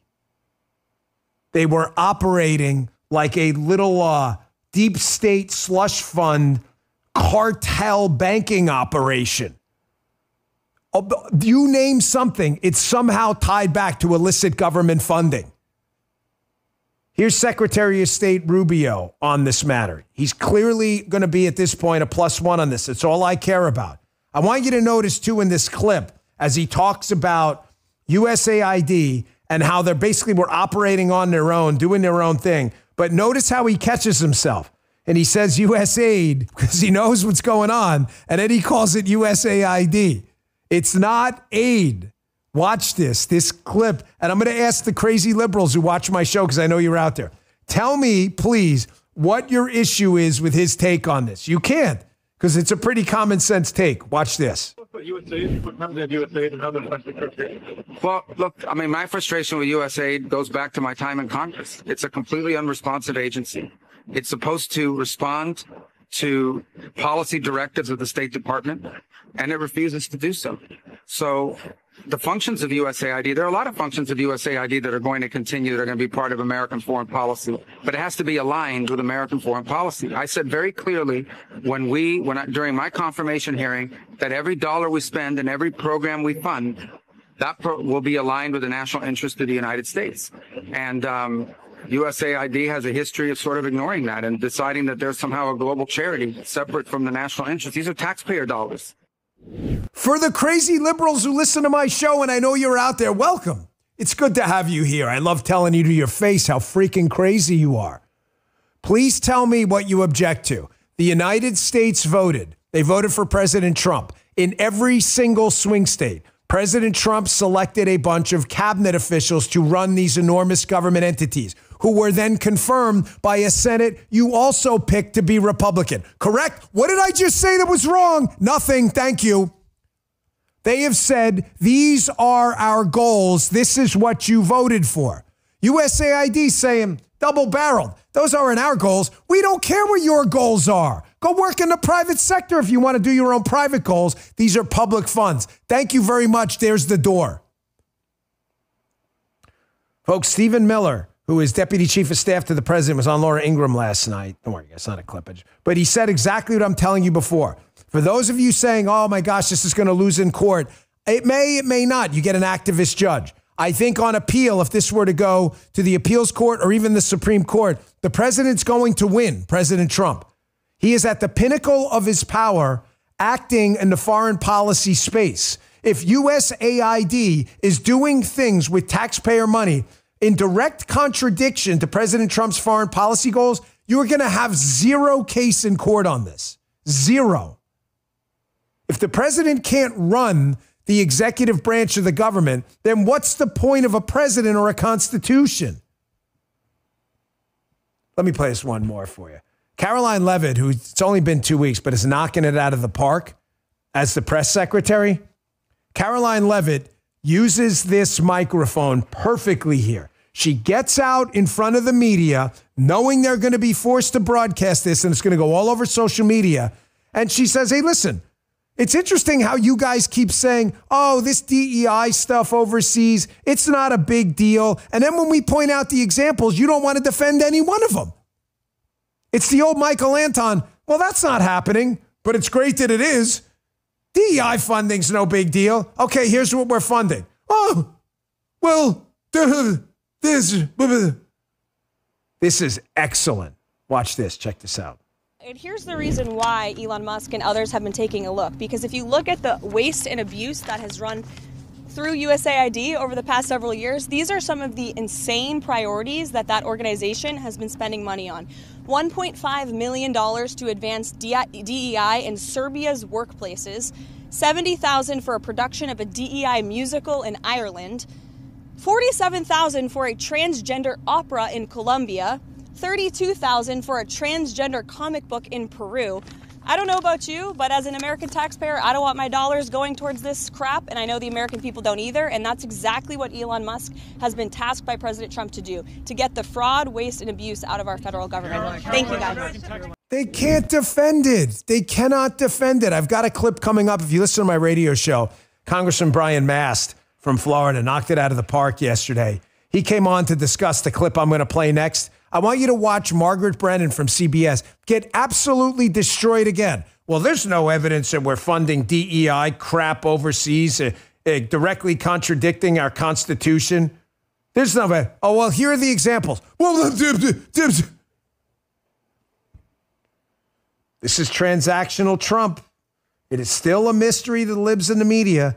They're getting all emotional while Donald Trump sees this as a spreadsheet. That's no good. Get rid of it. But you're supposed to cry about it. People are going to lose their jobs. They shouldn't have had those jobs if they wanted to fight the U.S. government and the American citizen and the voters' policy goals, period.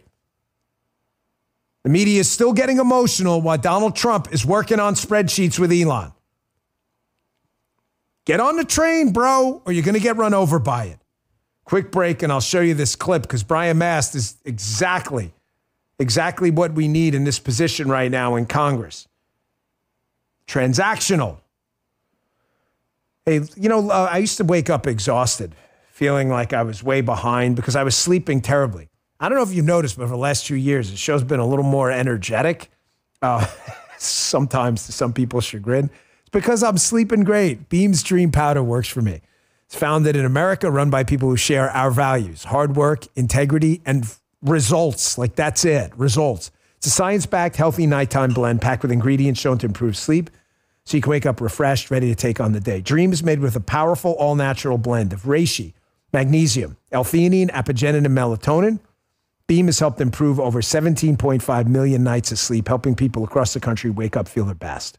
Here's the deal. Beam's giving Bongino Show listeners the ultimate Patriot discount of 47% off. Try their best-selling Dream Powder and get up to 47% off for a limited time. I like that. 47. Go to shopbeam.com/Bongino. Use code Bongino at checkout. That's shopbeam.com/Bongino. And use code Bongino for up to 47% off. Support an American company. Invest in yourself. Get the best night's sleep of your night tonight. Check it out. Beam. Thank you, Beam. Our last sponsor today, Bone Charge. Folks, the infrared sauna blanket and red light face mask are amazing. I use the sauna blanket. I've been throwing on the red light face mask. It's amazing. Can't recommend them enough. Folks, the power of red light, I strongly encourage you to look it up, and light therapy. I first turned to the sauna blanket a while ago. You know, I have arthritis, was having some issues, and honestly, it's helped me sleep like a champion at night. I do about a half an hour, up to you. I don't know how much you can tolerate, but it's amazing. It's easy to use. You wrap yourself up, let the infrared heat work its magic. I've noticed an amazing difference in my sleep at night and how much better my muscles feel afterwards. The red light face mask, equally impressive. Paula loves it, improves her skin texture, reduces inflammation. I've seen some amazing results as well. Helps me sleep at night. It's like having a mini spa treatment right at your home. I'm into life hacks. Bone Charge is the place for some of the best life hack equipment out there. BONCHARGE, bonecharge.com/Bongino. Use code Bongino at checkout, get 15% off. Both of these products have made such an incredible impact on my wellness routine. Look at Paula's skin. I'm not even going to tell you how old she is because you'll be amazed. You can thank the red light face mask. Look it up. You think I'm making any of this up. Go look it up yourself. Go to Bone Charge, BONCHARGE, bonecharge.com/Bongino. Use code Bongino to save 15%. These statements and products have not been evaluated by the FDA, not intended to diagnose, treat, cure, or prevent any disease or condition. All right, back to the show. I want you to watch this clip. Brian Mast is now a key figure in Congress on a key committee that's going to determine how the State Department is funded and where the congressional money is allocated. He goes on CBS on the weekend with Margaret Brennan, who just got wrecked by J.D. Vance last week, looking like a buffoon. Here she is making two seemingly contradictory arguments. First, she makes the case that, well, DEI, she's implying that it's so wonderful, but there are really no examples of DEI in government. I thought it was wonderful. And then when Brian Mast cites a bunch of examples, she then says, okay, well, your examples seem right, but it's a small percentage of funding. Is it wonderful or not? Make a coherent argument, media imbeciles. Watch this. Purging of people throughout the State Department, other agencies, where we're freezing aid. These are all very important and necessary steps to make sure that we secure America, and we're going to support that. I'm sorry, can I follow up on what you just said there? You want to authorize purging of State Department personnel? What does that mean exactly? Well, if you want to take a look at the State Department, where DEI has been a priority over, let's say, diplomacy in many accounts, I could give you hundreds of examples of where they were authorizing. What proof do you have of that? Sure. Let's list them off. $500,000 to expand atheism in Nepal, $50,000 to do, let's see, a transgender opera in Colombia, $47,000 to do an LGBTQ trans comic book in Peru, $20,000 a pop to do drag shows in Ecuador. Shall I continue with more examples of where DEI was the priority? It certainly seems like there could be a review of things. Foreign aid, as you know, is less than 1% of the entire federal budget. So we're talking small amounts of money by comparison. We're still talking.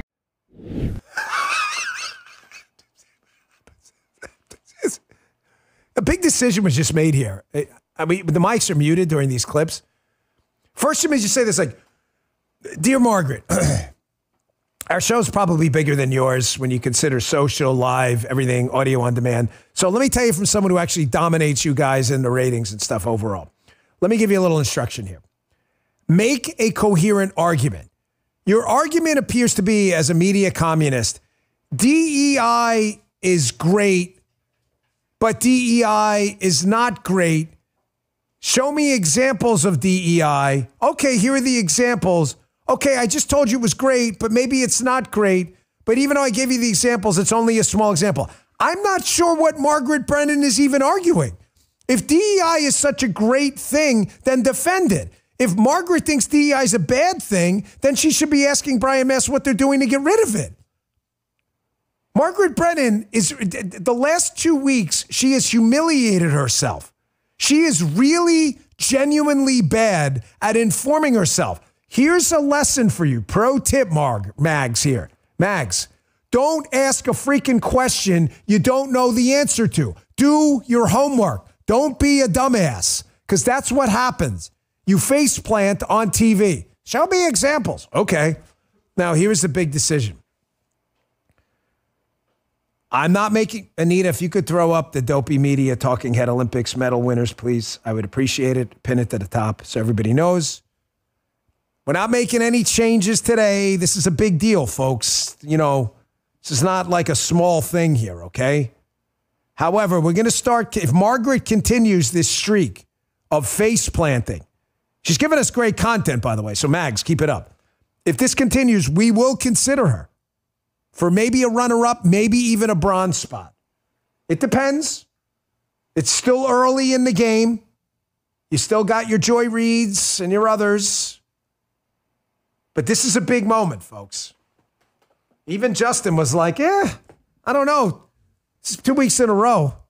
So Anita says Joy Reid, Joe Scarborough, John Carl, Stelter, honorary mention. John Carl hasn't, guys, I don't know. John Carl has kind of been quiet. So I'm going to say, folks in the chat, yes, we should strongly consider Mags, or no, let it go, leave Carl and the Bryants. Definitely not taking out Scarborough. Not a chance taking out Joy Reid. Joy Reid's been in that position forever. But I don't know about you. I'm going to let Bongino take care of it. Yes, we should consider this. No, John Carl, who we haven't heard from in a while, stays in the 3 spot. Michael says it's a new year. He is correct. It is a new year. But you guys in the chat, the show's for you. So let me know. Yes, consider it. No, we don't. Wow, we really fry in this. Yes, wow. Bongino on the case. Is there a single no in there? All right. Mags, good news for you. You are definitely in the running. A couple more. See, she's the weekend one. So, guys, a couple more of these, and we're going to have to slide her right into that spot. She's declared eligibility, just like college, like declared for and the pros, declared for the draft, okay? She's declared for the draft. Folks, yesterday I brought this up at the beginning of the show. I'm so proud of the fact that you, me, and the Bongino Army, we are always ahead of the argument du jour that people need to make. People start making the arguments.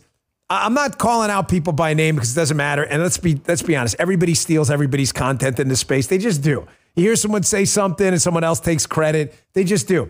But one of the great honors of my life is hearing arguments that started on this show filter into, cable news and elsewhere. And one of the things you're starting to hear now is about transactional Trump. Where'd you hear that first? This guy and this show. The guy is a human spreadsheet, and people can't take it. They keep getting emotional. We're crying. We're deporting people. People are being fired. We're crying. Nobody cares. Nobody cares. You don't want to get fired in the government? Don't weaponize the government in your position. You don't want to get deported? Don't come here illegally. Nobody cares about your emotion. We see it as a spreadsheet. It is happening left and right. So when I bring up transactional Trump, people go, prove it. He's not transactional. Okay, I'll prove it to you. Here, put up the Wall Street Journal thing first. I'll get to Yasher in a minute here. Wall Street Journal. Trump advisors now weighing a plan to dismantle education department.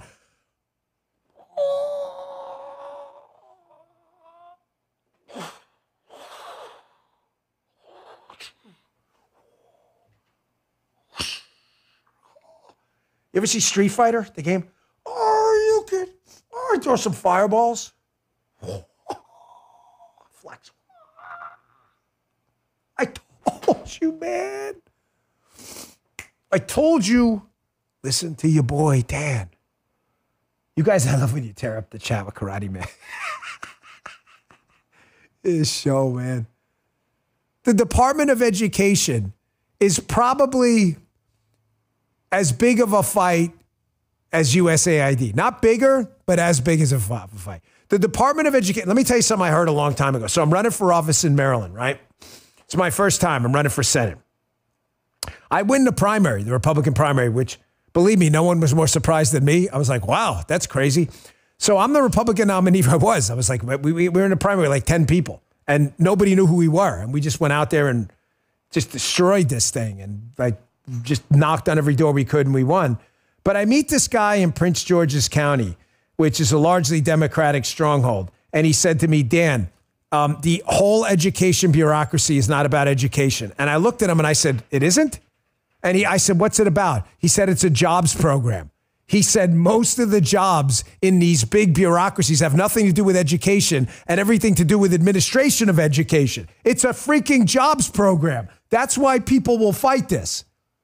Now, how can I prove it to you that the Department of Education is not about education. Here's The Hill. The Hill is not some right-wing outlet. If anything, it's center-left. More money for schools doesn't always mean better outcomes. Notice this.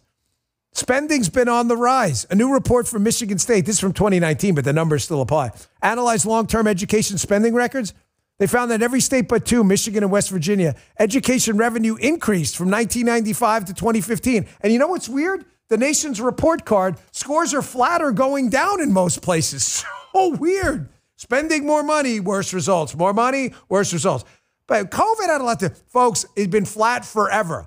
And it's funny, after COVID, well, it's actually horrible, but that the liberals keep making this stupid argument is freaking hilarious to me because dumb people fall for it.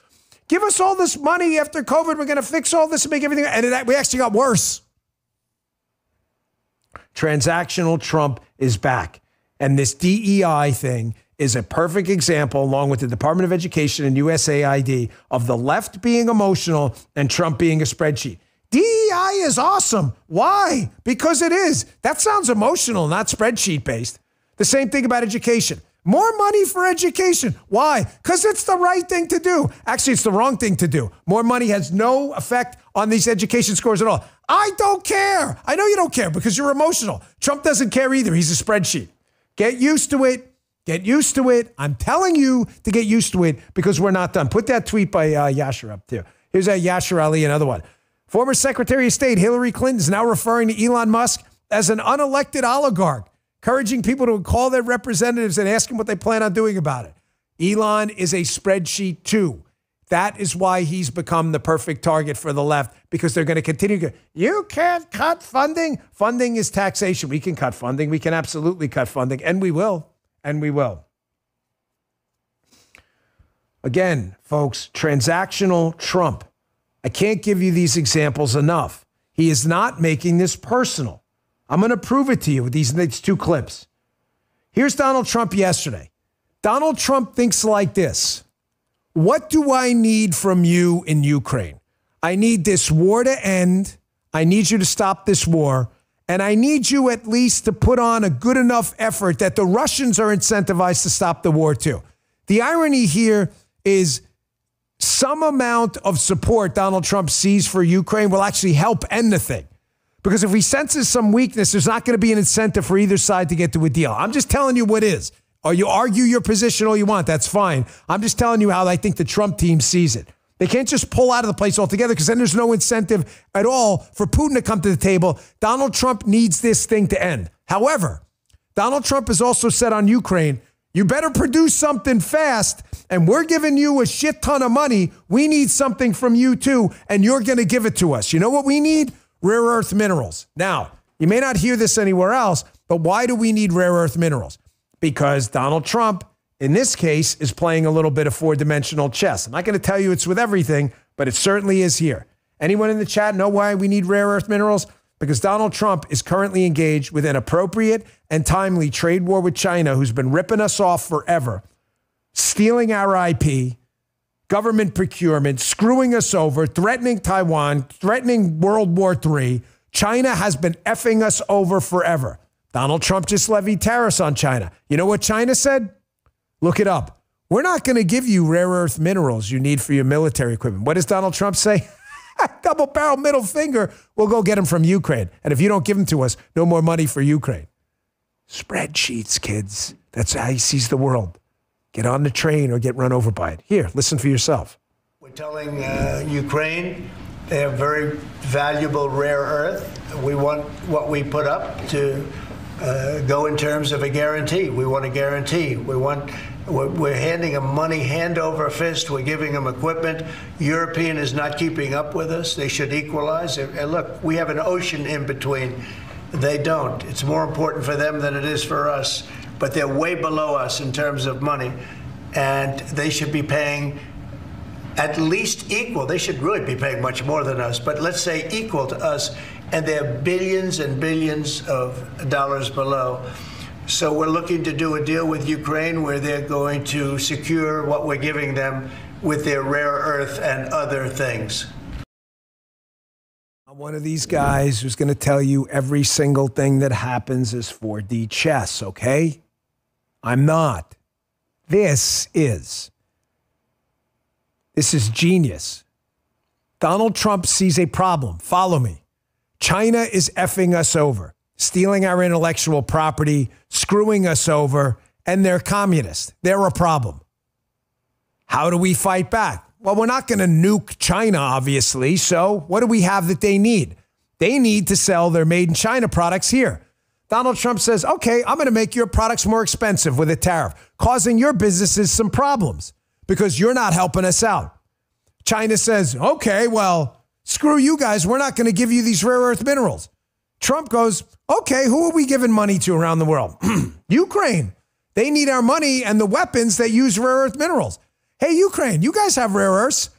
Give them over. You see, Bill, we can't do that, man. It's the right thing. You can't demand that. He doesn't care. He doesn't care. He is a spreadsheet.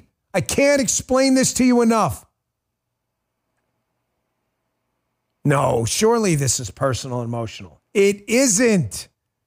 Here's another one.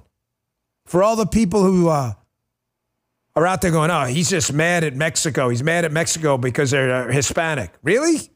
Last time I checked, Canada is a largely white country. He went after Trudeau up there, too. He's not emotional about that either.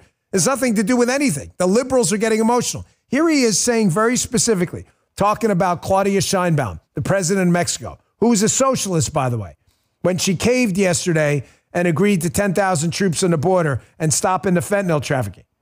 Here's Donald Trump very clearly saying, this isn't personal. I like her. But I need X, and you better produce it. It's not personal, bro. Listen yourself. Check this out. We had a great talk with Mexico, and we had President Sheinbaum is a woman. I like her very much, and we've had good relationships, but we have to stop fentanyl from coming in, whether I like somebody or not, and we have to stop the illegal aliens from coming in. I think we've lost 200,000 people on average a year for many years, much higher than the 100,000. Could be even closer to 300,000. And they've agreed to put in 10,000 soldiers permanently, like forever, 10,000 soldiers at their side of the border and stop fentanyl and illegal aliens from coming into our country. They have a big incentive to do. I don't know how many times I have to say this. The Axios playbook, the New York Times, the Washington Post, if you would just listen to the most popular MAGA-based show anywhere, you would already understand the Donald Trump that keeps kicking you in the jimmy. You just don't want to understand him. He doesn't dislike Mexico or Canada. He needs something. Stop drug trafficking and illegals. Mexico needs something. We need to trade into the U.S. Okay, I'm not going to let you do that if you don't do this. That's it. Here's a tweet by N Wokeness. Great follow on X. 2 weeks in. Mexico cave, Panama cave, Colombia cave, Venezuela cave, Canada caved. Thank you for the update. Mass deportations, hostages home, DEI programs ended, bureaucracy slashed, FBI purges underway, USAID funding canceled, gender ideology eliminated, Doge saving billions, 51 intel agents lost clearance, border crossings dropped by 93%, reservoirs filled in California, just to name a few. I got another one for you right here. Don't forget what happened in North Carolina and elsewhere at Hurricane Helene. Those are our citizens too. Let's not relegate them to the last chapter in the book. They came first. They have an emergency right now. Oh, look, here's Donald Trump and his administration getting right to work in Ashford, North Carolina too, just to name a few more developments. Let the winning continue. Watch this. For the next 4 months, this is what you'll be seeing. On Saturday, the U.S. Army Corps of Engineers, partnering with Ashford, got the approval to begin the next phase of the recovery process. The next 2 missions we're going to start on, one of them which is right behind us here, which is a critical mission and tremendously challenging, of getting the waterway debris out of the stream. Operation Waterway Debris Removal. This is what leadership looks like, folks. Let the winning continue. Anita just put something up in the chat I did not know. I knew we were closing in on 3.5 million followers. By the way, Rumble, Chris, if you're watching, you got to get on this, bro. our Rumble statue. Can we get this thing updated? It says the Dan Bongino Show, 2.5 million followers. The camera, oh, the green? I know. It's like, what? The green, because of the green screen thing. We're 7,500 followers away, which is a drop in a bucket from 3.5 million followers on Rumble. So Bongino Army, can you get us there? 3.5 million. I'd really appreciate it. What a slap in the face to the communists at YouTube who banned me when I had 800,000 followers. We're now looking at over 4 times as many on Rumble. So that 3.49 was 664. So we're almost there, folks. So please help us get there. 3.5 million. I really, really appreciate it. There's so many, even I got confused. I'm like, what is that? 3.5 million followers. I really appreciate that. Thank you, Anita. We are almost there. So please spread the word. Rumble.com/Bongino. And everybody go download the Rumble app too. Please. It's super important. It's free. The app's amazing. They did some great upgrades. I've got more for you, though. I'm not done. Don't go anywhere. Folks, again, Democrats can't seem to get their story straight on anything. Margaret Brennan, DEI is great, but there are no examples of it. Here are examples of it. Well, that's not really a lot of money, but what is it? Is DEI great or not? If DEI is great, just defend the money. I don't understand. They're doing the same thing on tariffs. So I'm watching this segment on Fox yesterday, and Robert Wolf is on. He's a Democrat. Nice guy, but never wanted to come on my show when I was on Fox. I don't know if he's afraid of losing an economics argument or whatever, but he's on Fox yesterday debating Steve Moore, and he's trying to make the point that tariffs are taxes, which he's correct about. Tariffs are taxes, period. But it's interesting how he's trying to make the case that tariffs are taxes and they're inflationary because a tax on something makes it cost more, correct? If you have a pen for sale with no tax and then you put a 25% tax, it's more expensive, 25% more expensive. Taxes are inflationary. Really? That's a fascinating argument he makes because the very same Democrats, the Robert Wolfs of the world, these liberal Democrats, are consistently arguing for an increase in the corporate tax, which is a tax on every single product made by every business in America. So you should be asking them if tariffs are taxes, you're correct, I concede your point, and those are inflationary. Isn't a corporate tax the most inflationary tax of all? No, not that one. No, not that one. Really? I want you to listen to this. This is Jamie Dimon. Jamie Dimon is no right-winger at all. Jamie Dimon from Chase. I'm not even sure if he likes Donald Trump. But here he is talking about tariffs being inflationary. Really? You sure about that? There's always a substitution effect. Corporate taxes, no such thing. Watch this. Trump talked about tariffs just yesterday. Mary Erdos, your colleague, was on stage talking about how your firm has created a quote-unquote war room that's looking at each of these executive orders as they come in, trying to assess what they mean for the bank and I imagine for your clients. Yeah. So we always, the war room may be a bad word, but this is a real-time, full thing, analyzing for clients, for communities, for a bank. We get a million questions, stuff like that. And look, I look at tariffs, they are an economic tool. That's it. They're an economic weapon, depending on how you use it and why you use it and stuff like that. And, people argue, is it inflationary and non-inflationary? I would put in perspective, if it's a little inflationary, but it's good for national security, so be it. Get over it. National security trumps a little bit more inflation. But I think the question is how they get used. Can they be used to bring people to the table? Yes. Is there some unfair trade? Yes. Is there some state-owned subsidies? Yes.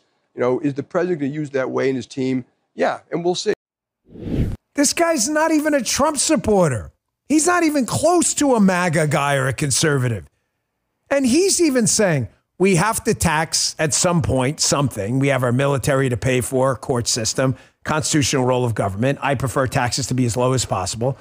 Are tariffs inflationary? Maybe a little bit, depending on in certain spaces, but the trade-off with national security and elsewhere, and if we can lower taxes elsewhere that are disinflationary, then you've got a winning argument every single time. But your liberal friends cannot have it both ways. I'm going to end on this. Ask them, is DEI wonderful or not? If it is, then why are you arguing that there's no funding there? Margaret Brennan, there's no funding. Oh, there is funding. Is DEI great or not? Second, tariffs are inflationary. Why? Because they're taxes. Okay. A corporate tax is a tax on every single thing businesses produce. Is that inflationary?